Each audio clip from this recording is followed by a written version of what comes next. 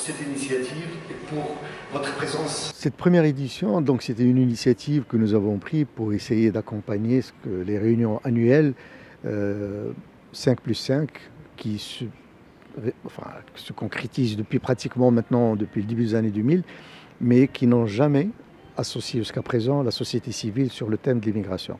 Parce qu'il y a d'autres thèmes qui sont abordés lors de ces réunions. Or, nous avons jugé utile et important de réunir ici l'ensemble de la société civile pourtour de la Méditerranée.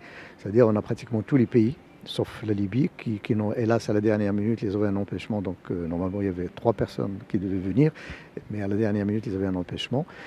L'objectif, il est très simple, c'est-à-dire que la société civile joue et doit jouer un rôle très important dans l'accompagnement des politiques publiques. Moi, j'ai voulu partager un peu dans ce sens-là nos idées, nos visions sur les difficultés et les défis que vivent les migrants dans le contexte des pays de la Méditerranée occidentale.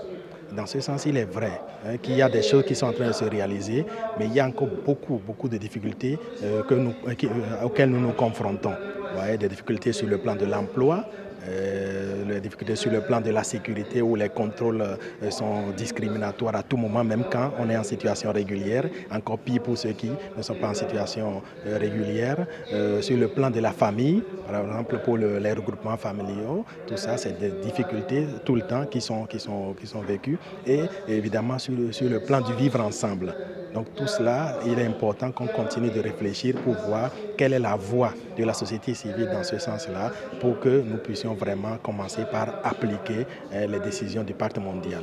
Basically, we're going to talk about what is the Caritas approach on migration and development, what is our view on human integral development and human dignity, and also some of the activities, campaigning activities and advocacy activities we have been developing and implementing in Portugal.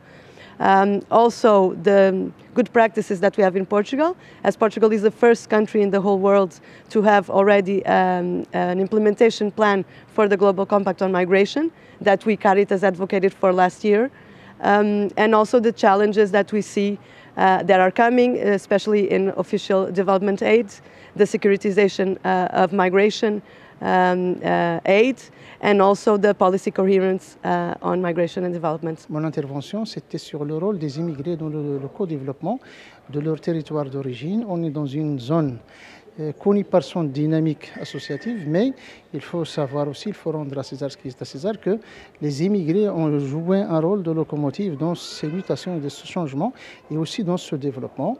On sait que l'immigration, c'est une tradition dans la région du Souss-Massa, mais la force de nos immigrés, c'est qu'ils se rattachent beaucoup avec leur territoire, avec Tamazirt. Ils reviennent toujours.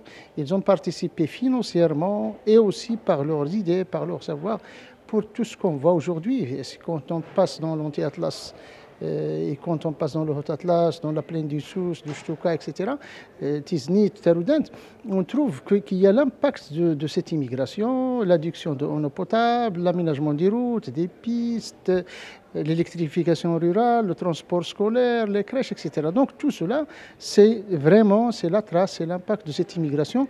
Et je ne parle pas d'une immigration de retour, mais c'est un rattachement, c'est un peu spécial, c'est un rattachement avec la terre d'origine.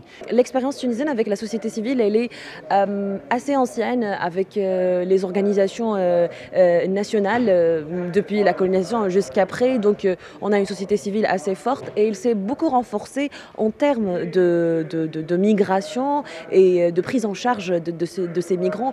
Aujourd'hui, comme je l'ai dit tout à l'heure, le Tunisien devient beaucoup plus conscient par rapport aux problèmes de ces migrants-là. Ils contactent directement les associations, les acteurs de la société civile avant même de contacter l'État. Et je pense que c'est là les premiers pas que la société civile doit faire.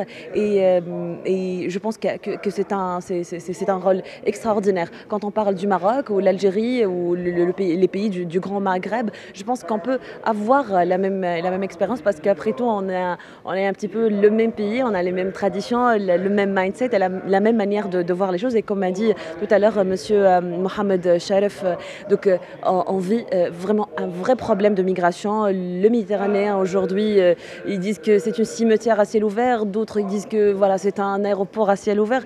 Donc on essaie de comprendre et mettre le point sur le rôle de la société civile pour en sortir avec des solutions. Quand la faillite du système financier international montre la vanité du capitalisme débridé,